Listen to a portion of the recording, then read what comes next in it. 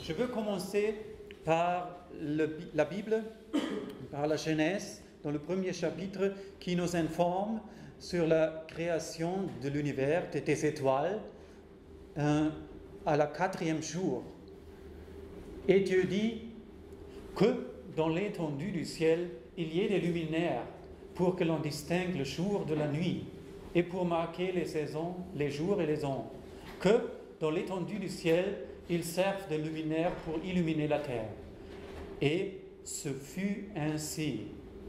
Dieu fit 2 grands luminaires, le plus grand des 2 afin qu'il préside au jour et le plus petit pour présider à la nuit. Il fit aussi les étoiles et il les plaça dans l'étendue du ciel afin d'illuminer la terre, de présider au jour ainsi qu'à la nuit et de séparer la lumière des ténèbres. Et Dieu vit que c'était bon. Il y a eu un soir, puis un matin. Ce fut le 4e jour. C'est la base de la doctrine catholique sur la création de l'univers. Et maintenant, je vais vous donner quelques témoins comment l'Église a toujours interprété ce passage. Commençons avec saint Éphrem le Syrien, qui dit dans son commentaire sur la Genèse, « Bien qu'autant la lumière que les nuages ont été créés en un instant, autant la journée que la nuit du premier jour durait chacun pour 12 heures. Et il continue dans une autre œuvre. De même, la lune était autant vieille que jeune. Elle était jeune parce qu'elle n'avait qu'un moment, mais elle était aussi vieille, car elle était pleine comme au 15e jour. Ça veut dire, ici, il exprime la pensée que Dieu peut créer quelque chose qui a l'apparition d'être âgé. Mais en réalité, il était créé très récemment, mais dans un état complet. Pour quelqu'un qui pense que chaque doit provenir des processus naturels, cela semble être très âgé, très vieux. Et il explique avec l'exemple de la Lune. Mais clairement, il a interprété que la Lune était créée instantanément. Et saint Ambrose, il écrit, « Il, Moïse, ne se complaisait pas dans la création lente du monde, dans un temps reculé provenant d'un concours d'atomes. » Ça fait déjà presque 2000 ans qu'il parle d'une théorie d'un concours d'atomes. Cela rappelle les théories modernes, le concours d'atomes, mais les Grecs ont eu des idées similaires déjà il y a 2000 ans. Mais saint Ambrose dit non, Moïse ne veut pas dire cela dans la Genèse. Et ce n'est pas ce que nous, les catholiques, croyons. Il continue. Et justement, Moïse ajoutait, il créa pour que personne ne pense qu'il y avait une grande durée dans la création. De plus, l'homme verrait aussitôt comment le Créateur était incomparable, qui complétait une telle grande œuvre dans le moment le plus bref de son acte créateur. Et saint Athanase, quant aux étoiles éloignées ou les grandes luminaires, pas celle apparaissait la première et celle la seconde, mais en un jour et par le même commandement, elles ont tous été appelées à l'existence. Maintenant, c'était seulement 2 ou 3 témoins, il y a encore plus, mais chacun dit la même chose. Il n'y a aucun qui dit que l'univers est la conséquence d'un processus de milliards d'années, mais d'un processus, d'un événement instantané, par le mot de Dieu surnaturel. Et cela est important pour nous catholiques, parce que l'Église dit qu'il faut interpréter la Bible dans la même manière que les pères de l'Église l'ont fait. Au moins, dans ces questions où ils ont tous eu la même opinion. Si c'est le cas, puis c'est la doctrine catholique qu'on ne peut pas douter. Et c'est le cas avec la création du monde. Le Vatican I dit, et la même règle vous trouvez dans le Concile de Trente, il n'est pas mis à personne d'interpréter l'Écriture sainte contrairement à l'unanime concordance des pères. Et saint Thomas d'Aquin, qui a eu la vue sur ce que les pères ont dit, il donne le résumé de la doctrine catholique sur la création quand il dit dans la Summa Theologica, il est dit « Au commencement, Dieu créa les cieux et la terre, y compris les créatures corporelles. Celles-ci, de fait, ont été créées par Dieu immédiatement, pas dans une évolution cosmique. » Et dans une autre question, il affirme que l'univers était complet. La perfection finale, ce qui est la fin de tout l'univers, est la béatitude parfaite des saints à la fin du monde. Et la première perfection est l'intégralité de l'univers lors de sa première fondation. Et c'est ce qui est attribué au 7e jour. L'univers était complet, n'était pas dans un stade d'évolution, comme nous disent les partisans du Big Bang. Selon le Big Bang, l'univers continue toujours à se transformer, à devenir plus complet. Et il dit, dans les œuvres de la nature, la création n'entre pas, mais elle est présupposée aux œuvres de la nature. C'est le sommaire de la doctrine catholique sur la création. Il faut le lire très prudemment. Dans les œuvres de la nature, la création n'entre pas. Ça veut dire, vous avez la distinction entre les processus naturels dans l'ordre de la nature où nous vivons ici, aujourd'hui, et vous avez les œuvres de la création qui étaient avant les processus de la nature ont commencé. C'est la distinction que font les pères de l'Église et c'est là cette qui était attaquée, cette distinction. Et comme ça, il est donc impossible qu'une créature créée, soit par sa vertu propre, soit comme instrument ou comme ministre de Dieu. Cela exclut l'idée que Dieu aurait donné la capacité de créer à la matière. C'est une idée qui est présentée très souvent aujourd'hui, mais saint Thomas dit non, c'est impossible. C'est seulement Dieu lui-même qui peut créer. Théâtre de Jardin a formulé une phrase exactement opposée à cela. Il a dit que Dieu a créé les créations dans une manière que les créatures peuvent créer eux-mêmes. Mais saint Thomas dit non, c'est impossible qu'une créature crée. Et la raison est évidente parce que, et comme une créature n'a plus l'infinité de la puissance que l'infinité de l'être, ainsi que nous l'avons prouvé, il s'ensuit qu'il n'y a pas de créature qui puisse créer. Les créatures ne sont pas infinies. Si nous disons que les créatures peuvent créer, nous le levons sur le niveau de Dieu. Mais ils sont des créatures. Cela mènerait à un panthéisme. C'est ce que nous observons aujourd'hui. Le sommaire sur la doctrine catholique, sur la création. Numéro 1, Dieu créa l'univers, la terre, la vie et l'homme, chacun instantanément, pas avec des processus sur des milliards d'années.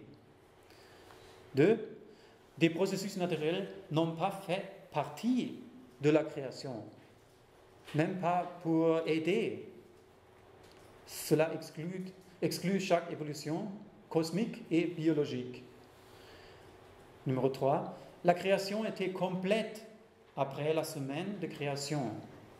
Ni l'univers, ni l'homme ou des autres créatures sont dans le processus de s'améliorer encore. Et les processus naturels n'ont démarré qu'après la création. Dans la semaine de création, c'était des processus surnaturels. C'était On ne peut pas l'appeler processus même, c'était des actes surnaturels. Tout s'est passé par le mot de Dieu, par le décret de Dieu, par le fiat. Cela était assez, a suffi. Mais, comme nous l'avons déjà vu, Saint Pierre a donné une prédiction remarquable que cette doctrine sera attaquée dans les derniers jours. Et vous verrez que, évidemment, les derniers jours sont d'aujourd'hui. Parce qu'il dit, dans les derniers jours, il viendra des moqueurs avec les railleries, marchant selon leur propre convoitise et disant, où est la promesse de son avènement? Et maintenant, important, car depuis que les pères sont morts, tout demeure comme dès le commencement de la création. Il prédit qu'on abolit la distinction entre l'ordre naturel et l'ordre de la création. On dira que tout était la même chose et demeuré comme dès le commencement. Tous les processus que nous observons ici, les processus naturels, étaient déjà là au début de la création. Ça veut dire la création elle-même s'est passée par des processus naturels. C'est sa formulation du naturalisme ici. Et il continue, ils veulent ignorer en effet que des cieux existèrent autrefois par la parole de Dieu, pas des processus naturels. De même qu'une terre tirée de l'eau est formée au moyen de l'eau, et que par ces choses, le monde d'alors périt, submergé par l'eau, tandis que, par la même parole, les cieux et la terre d'appressant sont gardés et réservés pour le feu, pour le jour du jugement et de la ruine des hommes impies. Et, nous l'avons vu, l'un des hommes les plus prominents qui ont fait ce que Saint Pierre a prédit, c'est René Descartes. Quand il a proposé les phrases suivantes, mais il est certain, et c'est une opinion communément reçue entre les théologiens, que l'action par laquelle maintenant le monde conserve est toute la même que celle par laquelle il l'a créé. Exactement ce que Saint Pierre a dit. Toutes les choses étaient toujours la même depuis le commencement de la création. Les actions par lesquelles maintenant il le conserve, le monde, est tout la même que celle par laquelle il l'a créé. Évidemment, le naturalisme. De façon encore qu'il ne lui aurait de point donné au commencement d'autre forme que celle du chaos. Cela nous rappelle déjà le Big Bang. Pourvu qu'ayant établi les lois de la nature, il lui prêta son concours pour agir ainsi qu'elle a de coutume, on peut croire, sans faire tort au miracle de la création, que par cela, seules toutes les choses qui sont purement matérielles auraient pu, avec le temps, s'y rendre telles que nous le voyons à présent. Et leur nature est bien plus aisée à concevoir lorsqu'on les voit naître peu à peu, en cette sorte, que lorsqu'on ne les considère que toutes faites. Cela est le fondement pour l'évolutionnisme cosmique et biologique.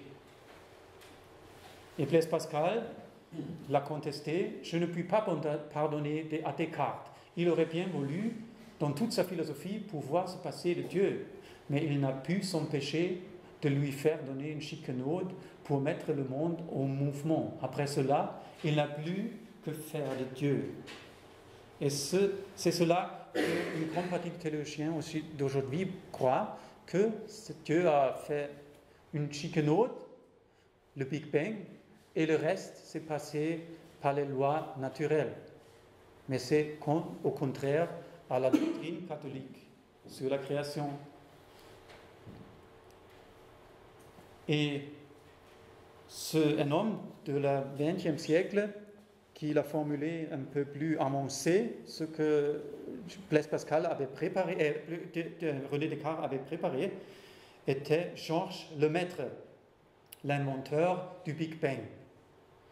Il a proposé que tout l'univers provient de l'explosion d'un atome primitif extrêmement petit qui contenait toute la masse de l'univers, avec une densité extrême et avec une température extrême. Et cela est explosé. Et c'est la raison pourquoi nous sommes ici aujourd'hui sur cette jolie terre à cause de cette explosion. Quels sont les arguments d'où est-ce qu'il a reçu cette idée? De quelle observation? Il a vu le fait que la lumière qui provient des astres a une fréquence qui est anormale. Qu'est-ce que ça veut dire? Je commence avec la manière comment on peut analyser la lumière. Si on prend un rayonnement de lumière et on y met un prisme de glace, à l'autre côté, on voit toutes les couleurs. Sûrement, vous le connaissez. Ici, c'est une photographie. D'ici vient la lumière dans le prisme. Et vous voyez ici l'analyse selon les couleurs qui sont contenues dans la lumière, les fréquences. Et on peut faire la même chose avec la lumière qui vient des étoiles. Normalement, dans le laboratoire, on voit que la lumière a des lignes noires. Ce sont des lignes d'absorption. S'il y a quelques molécules dans le soleil, par exemple, ou dans une source de la lumière, qui absorbe une certaine fréquence de la lumière, vous voyez que ici, vous n'avez pas d'intensité de lumière, cela manque. C'est caractéristique pour les différents éléments chimiques. Et la chose intéressante pour la lumière des étoiles, ces lignes d'absorption ne sont pas dans la même position, ne sont pas de la même fréquence que celle de la lumière sur la Terre. On parle de la décalage vers le rouge. La fréquence et la lumière a une autre fréquence. Et Georges Lemaître a interprété ce phénomène comme un effet Doppler. Qu'est-ce que c'est, l'effet Doppler? Vous le connaissez par les voitures.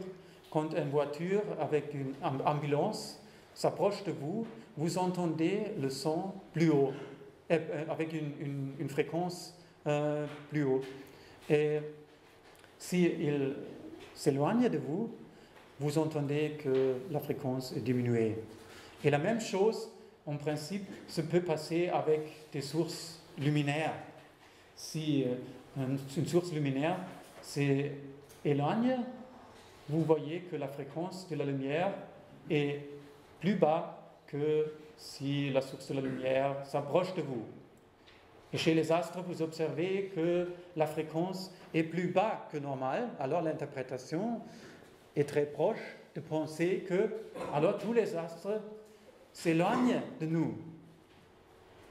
Et on observe que dans toutes les directions du ciel, le décalage vers le rouge est le même. En principe, il y a différents décalages, mais c'est toujours un décalage. Il y a des exceptions qu'il faudrait discuter, mais en principe, c'est un décalage général. Ça veut dire tout s'éloigne. Si on fait une extrapolation et on dit que ce processus, s'il est vraiment un éloignement, était toujours le même, c'est clair qu'à un temps plus récent, plus âgé, les astres, les étoiles étaient plus proches. Et à l'infini, dans une singularité, où il n'y a plus d'espace et plus de temps. C'est comment on arrive à la théorie du Big Bang. Ici, graphiquement illustré, aujourd'hui, nous avons des galaxies bien séparées. On peut mesurer le décalage vers le rouge.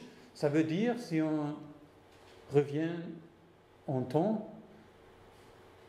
on voit qu'ils sont plus proches et agglomérés dans l'atome primitif ou plus moderne, dans une singularité qui n'est plus un atome, qui est rien, évidemment.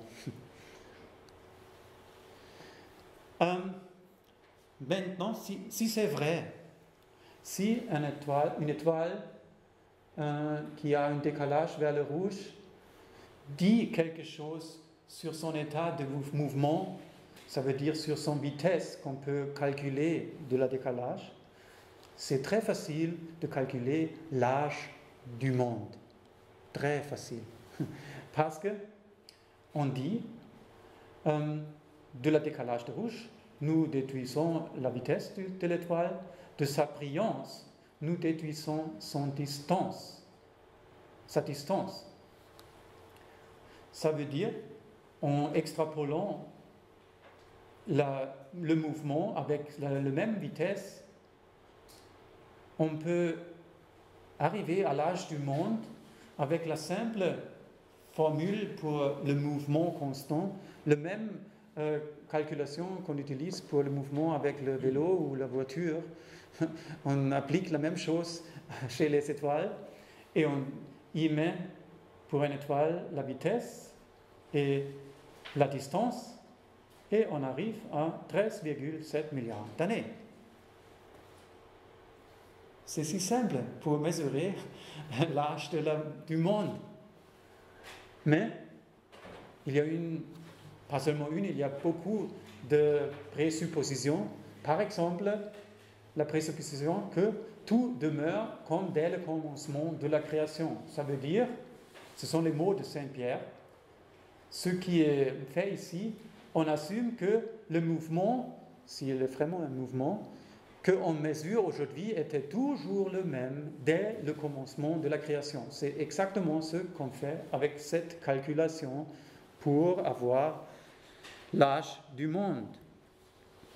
Et ici, vous avez une image de NASA qui est un sommaire de Big Bang. Au début, il y avait une fluctuation quantique. Qu'est-ce que c'est? Au début, il n'y avait rien, et rien est explosé. Après, vous avez eu une expansion très très accélérée, je vais parler tout à l'heure de ça, et plus tard, un âge sombre, ça veut dire, en ce moment, vous avez déjà eu les noyaux d'atomes qui se sont formés, et les électrons étaient encore libres. Et comme les électrons étaient libres, la lumière, les photons, n'ont pas pu traverser dans l'univers. Pour cette raison, on ne peut voir rien. Ce sont les âges sombres. Plus tard, l'expansion était amorcée, la température s'est refroidie et les atomes se sont formés complètement. Les électrons ont été captés par les noyaux et la lumière a pu traverser. Et comme ça, nous pouvons voir ce qui s'est passé. Les étoiles se sont formées, les galaxies, les planètes, et aujourd'hui nous avons même une accélération de l'expansion de l'univers. C'est un résultat assez récent à cause de la décalage de rouge observé dans les supernovas. Et tout ce processus, ça serait passé en 13,7 milliards d'années. Quelle est la preuve pour ce processus? La preuve principale qu'on propose, c'est le fameux fond diffus micro-ondes. Fond diffus micro-ondes, ça veut dire que si on met son détecteur à l'univers pour enregistrer le rayonnement de toutes les directions, le rayonnement qui ne provient pas des étoiles directement, mais qui est partout dans le noir, on a observé qu'il n'y a pas l'absence de rayonnement, mais il y a un peu de rayonnement dans la fréquence de micro-ondes. Ça veut dire on a trouvé une température très basse partout dans l'univers. Et on a dit que cela est une confirmation de la théorie de la Big Bang, parce que selon la Big Bang, au début, il était très dense, il était très chaud, mais avec l'expansion, la température se diminuait totalement. Et on a calculé, aujourd'hui, on devrait mesurer presque rien, mais quelque chose. On devrait mesurer une température résiduelle. Et quand on a trouvé cela, le fond micro-ondes, on a conclu cela est la température résiduelle prédite par la théorie de la Big Bang. Alors, le Big Bang est vrai. Mais, ce n'est pas une preuve, parce que aussi d'autres modèles différents prédisent le fond micro-ondes. Ici, je vous montre quelques différents modèles. C'est la température du fond diffus micro-ondes, le point bleu et la prédiction du Big Bang avant que l'on avait mesuré. Et c'est bon, si on prédit quelque chose avant qu'on le mesure, c'est bon.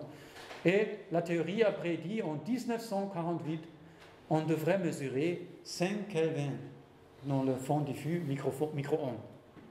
Mais, déjà, plus de 20 ans plus tôt, Erich Wegener a fait une prédiction par calculer la température qui devrait provenir des rayonnements cosmiques. Les rayons cosmiques, ce sont de petites particules qui sont partout dans l'univers et qui aussi portent une énergie.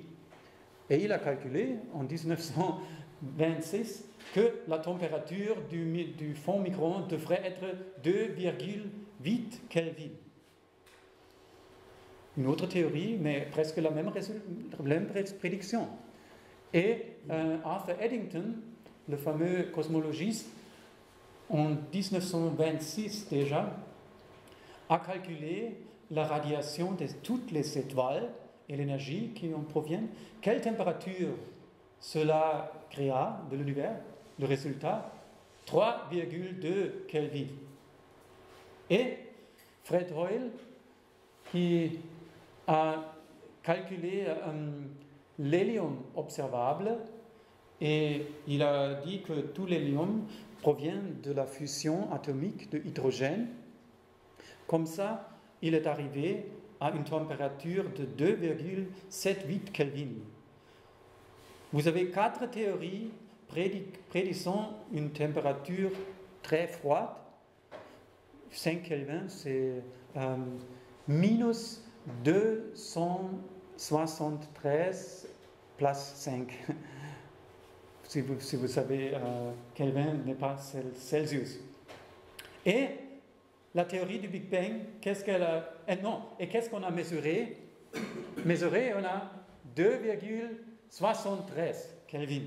Ça veut dire toutes les autres, et ce ne sont pas les seules théories alternatives, sont plus proches à ce qu'on a mesuré que la théorie du Big Bang.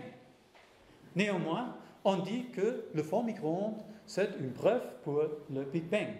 C'est évidemment pas le cas. Seulement si on ignore qu'il y a aussi d'autres théories qui sont même plus proches de la valeur vraie.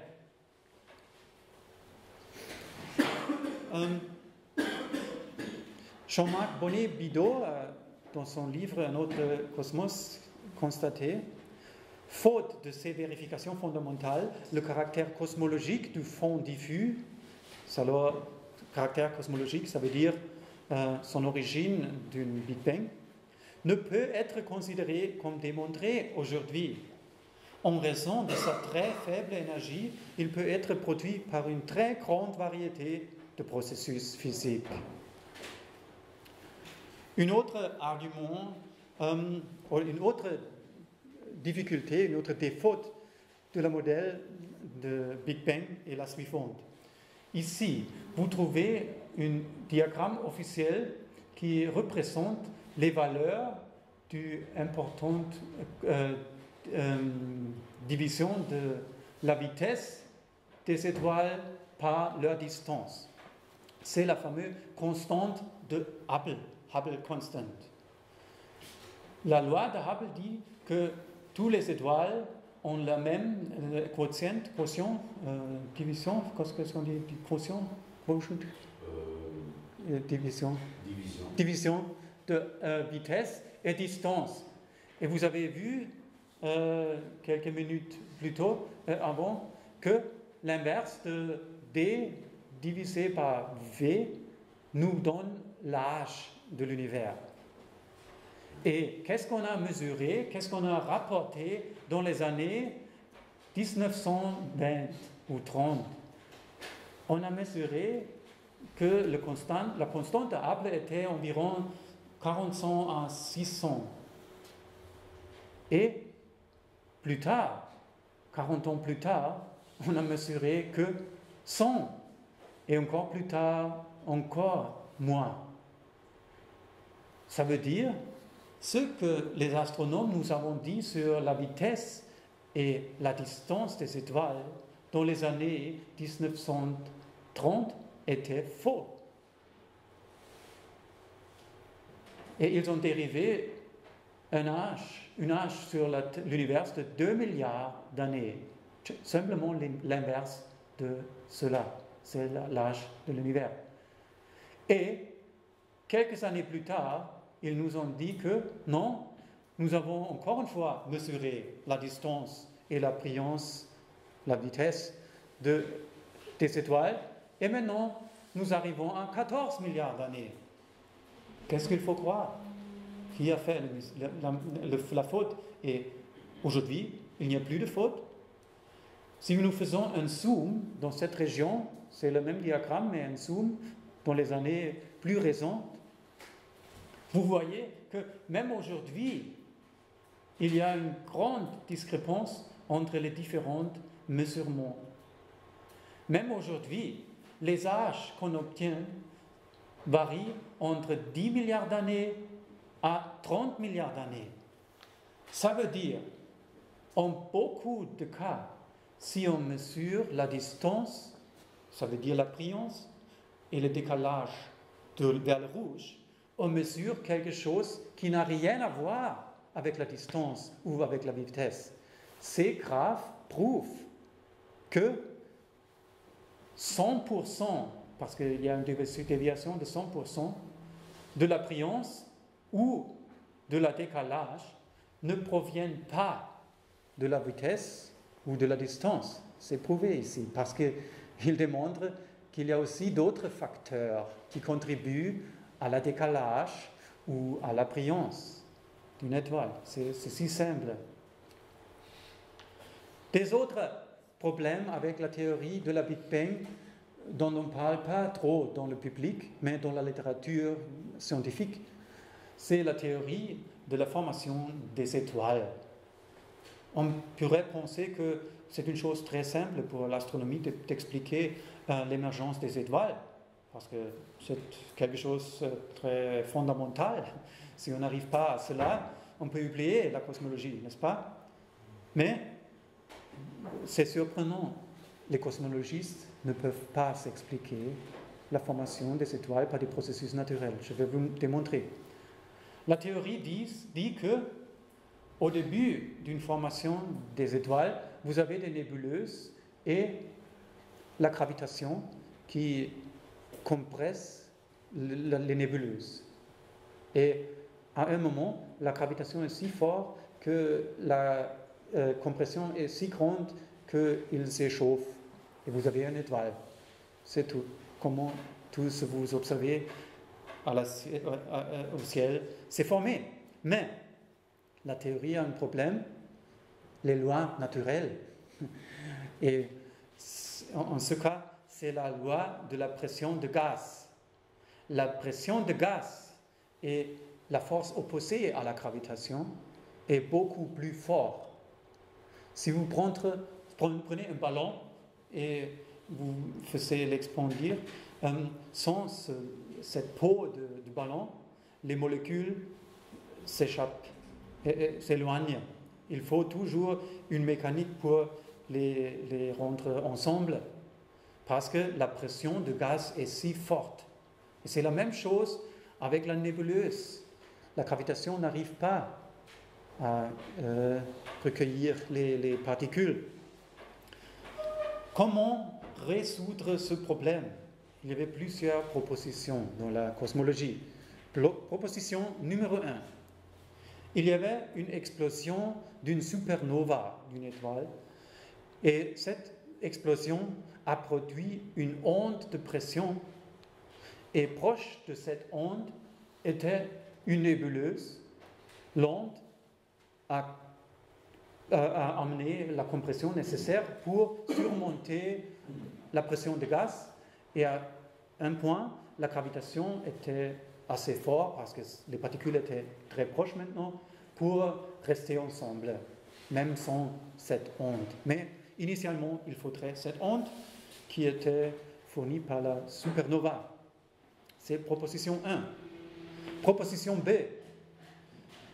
Il y avait des particules froides dans l'univers qui ont été injectées dans la nébuleuse. Et avec ce processus, la nébuleuse s'est refroidie, et un gaz qui se refroidit perd de volume, il se contracte, et c'est la même chose, les particules deviennent plus proches, la gravitation peut opérer et le tient ensemble. C'est la deuxième proposition. La troisième, il y avait une collision des galaxies, comme nous l'observons dans le ciel, et avec ce processus, vous avez des compressions très grandes qui peuvent faire la compression nécessaire pour changer les nébuleuses dans des étoiles. Mais tous ces processus ont la même défaut. Le paradoxe de la formation des étoiles, des théories, est la suivante. On dit que la supernova qui explose produit une onde de pression, mais on ne dit pas qu'une supernova provient d'une étoile préexistante. Mais comment est-ce que je peux expliquer l'émergence des étoiles par une autre étoile déjà existante? Il faut expliquer l'émergence d'une première étoile. Cela ne peut pas servir à cela, à ce processus. B, les particules froides. On sait que les grains et les particules qui pourraient le faire doivent être produits dans une autre étoile qui existe déjà. Solution B ne marche pas. Et solution C, la collection de galaxies. Des galaxies sont composées par des étoiles préexistantes. Aucune des solutions arrive à expliquer la formation des premières étoiles. C'est pourquoi Eva Novotny, dans la manuel cosmologique, dit « Le processus par lequel un nuage interstellaire est concentré jusqu'à ce qu'il est tenu ensemble par la gravitation en devenant une proto-étoile n'est pas connu. »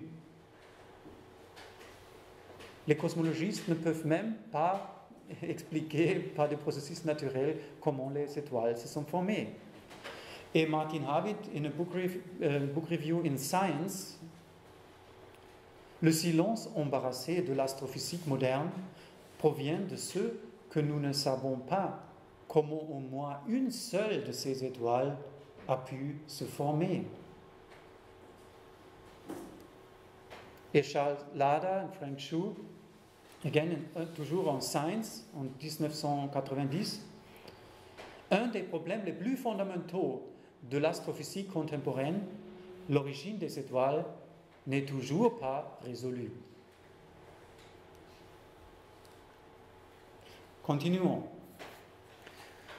Si le Big Bang était vrai, si la lumière des étoiles très loin a fallu milliards d'années pour atteindre nous, ici dans le centre, cela nous donne la possibilité de regarder le passé, parce que cette partie de la lumière qui arrive à nous ici a commencé à traverser il y a 15 milliards d'années. Maintenant, nous voyons la première partie de cette lumière. Ça veut dire, nous voyons la lumière qui décrit ce qui s'est passé il y a 15 milliards d'années. En d'autres mots, si nous regardons une étoile très loin, ce que nous voyons est une étoile très jeune, parce que la lumière provient d'un état où l'étoile était encore jeune. Aujourd'hui, elle est plus âgée, mais la lumière qui nous atteint est de cet état où il était plus jeune. D'autre côté, si nous regardons une étoile qui est très proche de nous, la lumière a déjà beaucoup de cette lumière a déjà pu traverser par nous. Seulement, la dernière partie de cette lumière peut être vue par nous. Et cette dernière partie n'est pas très, très vieille, mais l'étoile est vieille.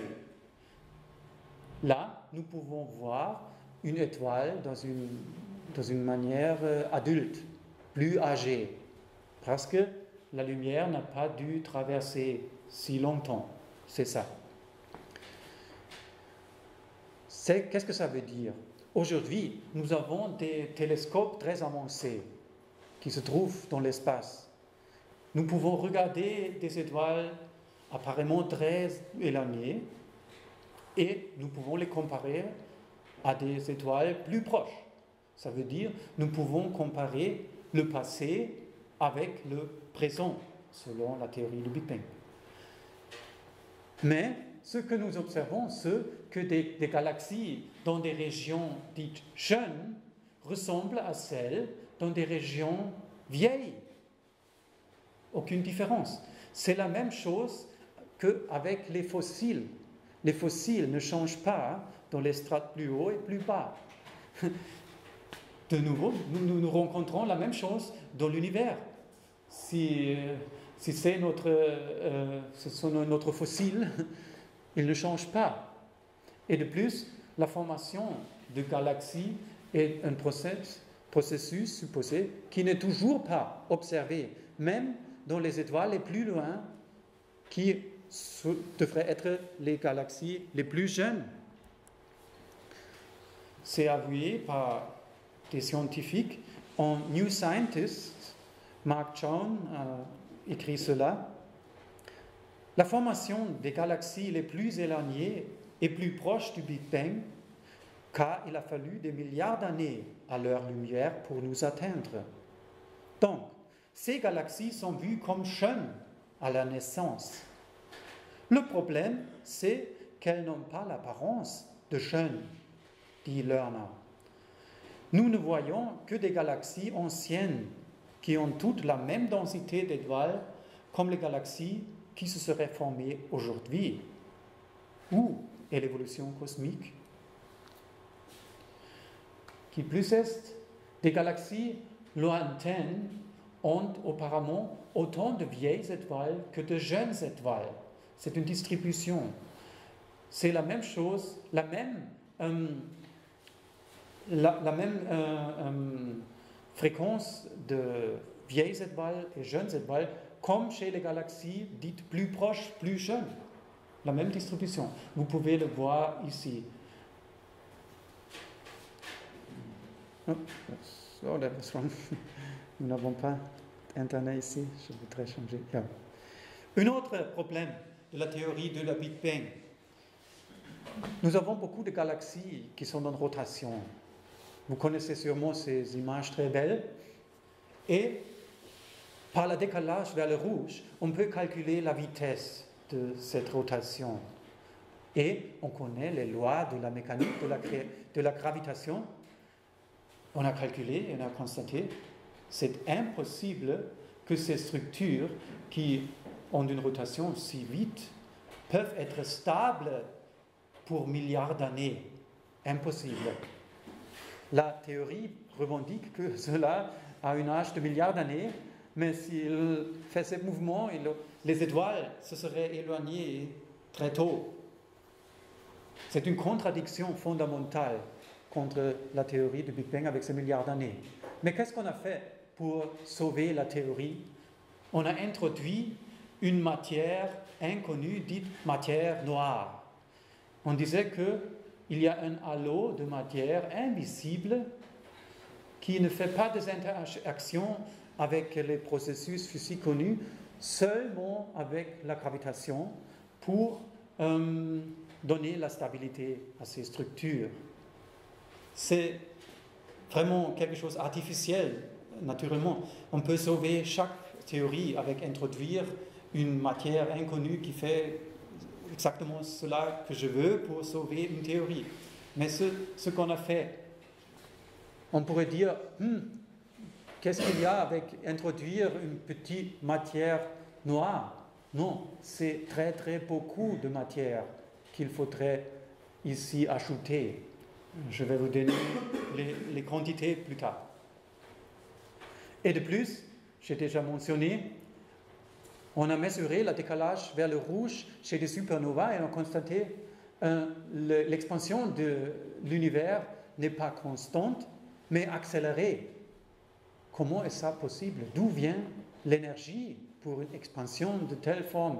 La solution proposée, il doit avoir une énergie extraordinaire, une énergie noire, inconnue. On ne sait pas ce que ça veut dire, mais il doit exister pour sauver la théorie du Big Bang. Et de plus, le fond micro-ondes qu'on a voulu prendre pour évidence pour l'évolution du cosmos est de fait une évolution de contraire, parce qu'on a observé que ce fond diffus, ces micro-ondes étaient extrêmement homogènes. La homogénéité est telle que si vous mesurez la température ici et à l'autre côté de l'univers, la différence est moins qu'une 30 millionième d'un degré. Pas tout exactement la même radiation, presque exactement. Et c'est une difficulté pour la théorie du Big Bang, parce que selon la Big Bang, au moment où la lumière a pu traverser, où les électrons ont été captés par les noyaux d'atomes, l'univers était déjà trop grand pour la lumière de traverser tout l'univers. Mais c'est nécessaire si on veut obtenir un univers avec une température homogène. Il doit échanger la lumière, ça veut dire la température, les radiations. Qu'est-ce qu'on peut faire pour sauver la théorie? On a introduit cette solution. Au début, il doit avoir eu une expansion totalement rapide, plus rapide qu'aujourd'hui, plus vite que la vitesse de la lumière. Et ce processus est appelé l'inflation. On ne sait pas ce que c'est, mais il le faut pour sauver la théorie contre les observations. C'est une physique inconnue, mais il faut l'ajouter. Et on arrive à la deuxième problème. Si c'est vrai que l'univers plus tard était si homogène, comme le dit le fond micro-ondes, c'est impossible que les galaxies se sont formées en le temps nécessaire, parce que les galaxies sont très inhomogènes, ils sont structurés. Mais cela est un miroir d'un univers très homogène. Que faire pour rendre compte du fait que nous avons des galaxies structurées? Il faut introduire une autre matière pour donner la gravitation nécessaire pour former les structures. Alors, encore une fois, on a besoin d'une matière noire pour sauver la théorie. Mais on arrive à un autre problème. Si on introduit de la matière noire pour former les galaxies, on a trop de matière. L'univers ne peut avoir que 8 milliards d'années, selon les calculations. Un autre problème. Qu'est-ce qu'il faut faire? Il doit avoir une expansion plus vite contre cette additionnelle gravitation. Il faut ajouter énergie noire pour maintenir l'expansion pour arriver à 13,7 milliards d'années. Vous voyez la complexité? Vous introduisez quelque chose, vous arrivez à une contradiction contre le Big Bang, vous introduisez une autre quantité non connue, et une autre, et une autre. Et les trous noirs? Les trous noirs, c'est indépendant de cela même. On ne sait pas ce qu'il est. On dit qu'ils sont dans les centres des galaxies, par exemple, mais c'est encore une autre chose. Je crois qu'on n'a pas besoin des trous noirs pour sauver la théorie du Big Bang, mais je ne connais pas. Alors, on a ajouté encore énergie noire pour compenser l'expansion diminuée. Cette situation a mené 33 scientifiques de haut niveau de publiquement mentionner leur concern contre la théorie du Big Bang. Sur cosmologystatement.org, ils ont publié une lettre ouverte et le New Scientist en 2004 l'a publié où ils disent la chose suivante. Aujourd'hui, la théorie du Big Bang dépend d'un nombre croissant d'entités hypothétiques, de choses que nous n'avons jamais observées.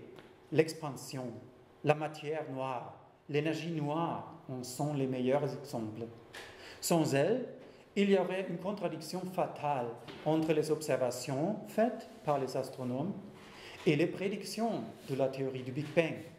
Dans aucun autre domaine de la physique ne serait accepté ce recours perpétuel à de nouvelles hypothèses imaginées, afin de connecter le fossé entre la théorie et l'observation.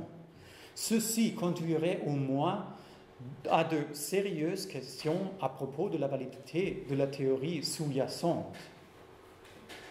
Néanmoins, la plupart des cosmologistes est convaincu que la Big Bang est la réalité, mais vous avez vu qu'il faut vraiment faire quelque chose qu'on ne fait nulle part dans les autres domaines de la science.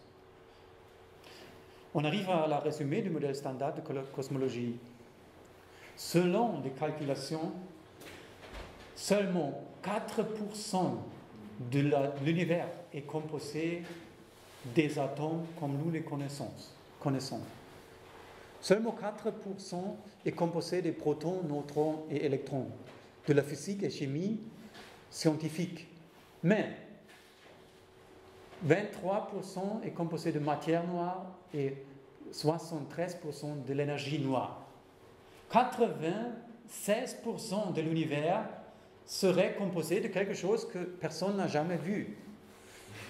Ça veut dire, pour expliquer 5% de l'univers, les observations, il faut d'introduire pour le Big Bang 96% de l'énergie de matière inconnue et jamais observée expérimentalement. De plus, la formation des étoiles par des processus physiques n'est pas possible. Un autre argument contre la théorie Big Bang.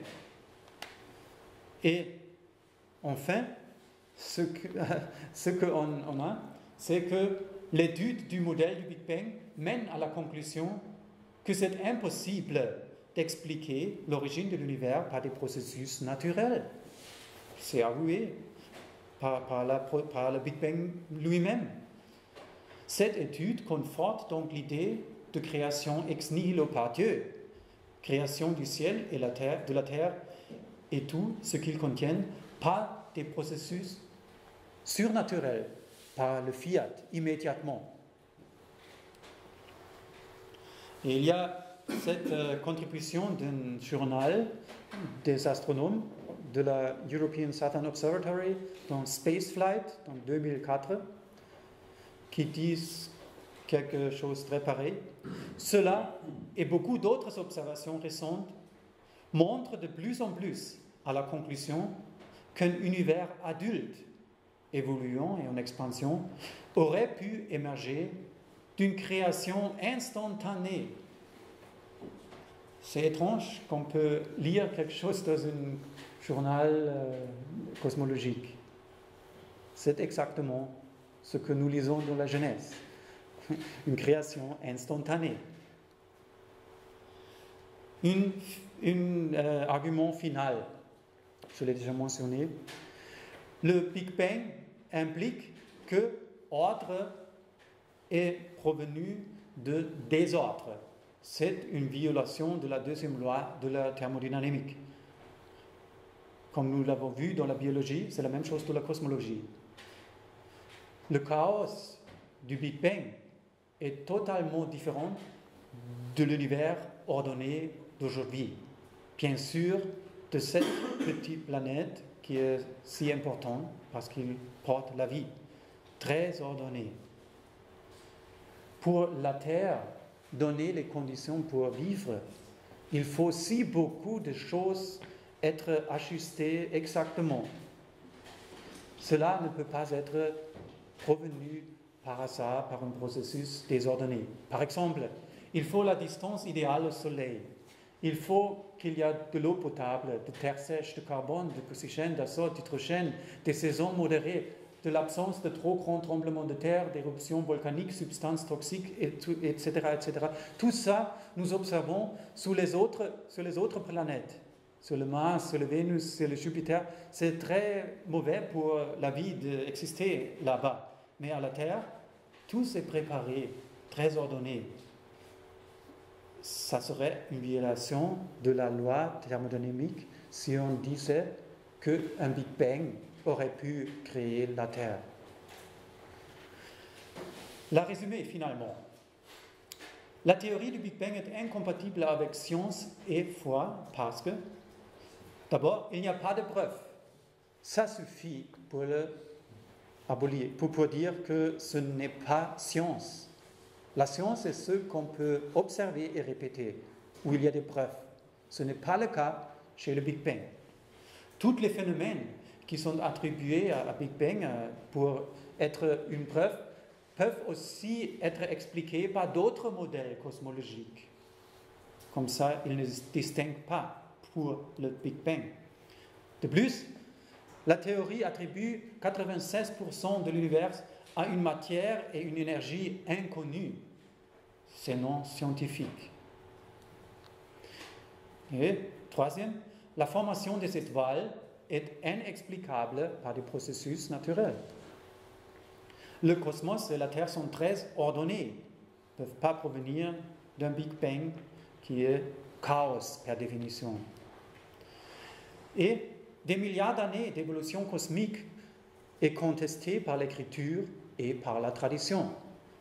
L'écriture nous aurait informés de ces milliards d'années et les pères de l'Église ont été inspirés par l'Esprit Saint d'interpréter la Genèse selon la théorie Big Bang. Mais Dieu ne l'a pas fait comme ça. Et, très important, la création par des processus naturels, création par Big Bang, cela exclut Dieu. Cela lève la nature sur le niveau de Dieu. C'est un panthéisme. Divinisation de la matière est la conséquence.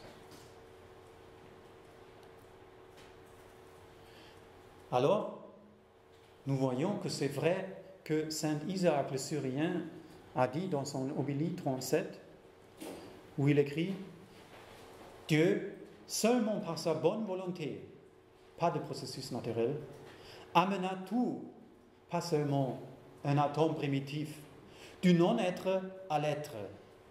Et tout était devant lui en perfection, pas en évolution. » Et dans le psaume 102, et surtout dans tous les psaumes, nous pouvons lire beaucoup sur la création. Il faut le lire très attentivement. Dans la Bible, toujours ce que distingue notre Dieu des dieux des païens, c'est que notre Dieu est le créateur de l'univers et de la terre. Et dans les psaumes, c'est surtout prononcé. Dans le psaume 102, « Tu as anciennement fondé la terre, et les cieux sont l'ouvrage de tes mains. Ils périront, mais tu subsisteras. Ils s'useront tout comme un vêtement. Tu les changeras comme un habit, et ils seront changés. Mais toi, tu restes le même, et tes années ne finiront point. Dieu est plus grand plus grand que l'univers, que les lois naturelles.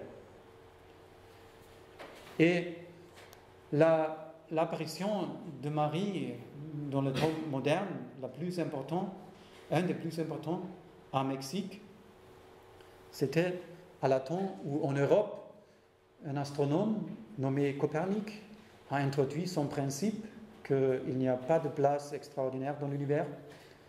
En même temps, Marie est apparue en Mexique et regardez les vêtements, elle porte un habit avec des étoiles et elle se trouve sur la lune et devant le soleil. Les Aztèques ont vénéré le soleil et la lune comme leurs dieux les plus grands. Ils ont sacrifié beaucoup de gens pour le soleil. Cette image leur a enseigné que cette femme est plus grande que le soleil et la lune. Comme ça, la lune et le soleil ne sont pas des dieux. Mais elle prie. Ça veut dire qu'elle n'est pas de Dieu. Il y a quelqu'un qui est plus grand. Et ils ont vu le petit croix ici. C'était la religion des Espagnols. Et vous connaissez bien l'histoire. 9 millions d'Aztèques ont été baptisés en quelques années. Aujourd'hui, nous avons une similaire situation. Beaucoup de gens vénèrent les étoiles, l'univers, comme un être absolu qui peut faire tous, la nature et la plus haut. C'est leur Dieu. Mais nous savons que Dieu est plus grand et chaque apparition de Marie le confirme. Et espérons que bientôt l'humanité reviendra dans le propre ordre pour reconnaître Dieu comme créateur aussi de l'univers. Merci beaucoup.